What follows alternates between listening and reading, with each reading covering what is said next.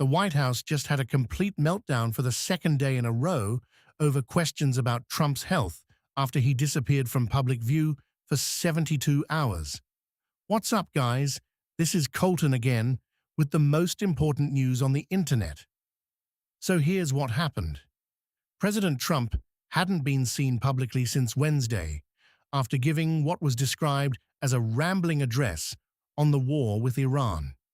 Independent journalist Aaron Rupar posted on X Saturday evening, pointing out Trump's 72-hour absence from public view. And that's when things got really interesting. The White House Rapid Response account replied angrily to Rupar on Saturday, saying, quote, "No, you're just a sick freak, Aaron." Then White House spokesperson Davis Ingle doubled down, stating, "President Trump is the sharpest, most accessible and energetic president in American history. President Trump's commitment is unwavering, and he proves that every single day." Communications Director Stephen Chung also jumped in, saying, "There has never been a president who has worked harder for the American people than President Trump. On this Easter weekend, he has been working non-stop in the White House and Oval Office. God bless him." Meanwhile, critics and journalists continued pressing for transparency about the 79-year-old president's whereabouts and condition. Fox News contributor Ari Fleischer and other former officials weighed in on the unusual nature of such defensive responses from official White House accounts. Here's what nobody's talking about. This isn't just about Trump's health. This is about a fundamental shift in how the White House handles crisis communication.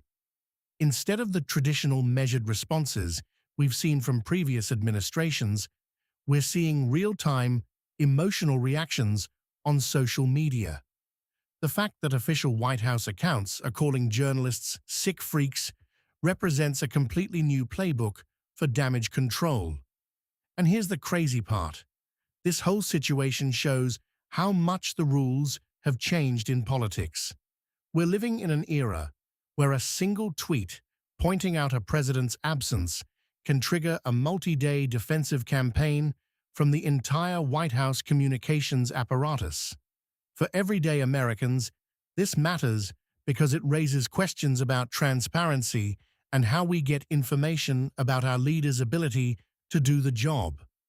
Trump did eventually appear on Sunday after a motorcade tour, but the damage to the administration's credibility on health transparency was already done. Do you think the White House overreacted to legitimate questions about presidential transparency, or were journalists out of line for speculating about Trump's health during a brief absence? Drop your take in the comments below. I read every single one. I'm Colton with the most important news on the internet. See you tomorrow.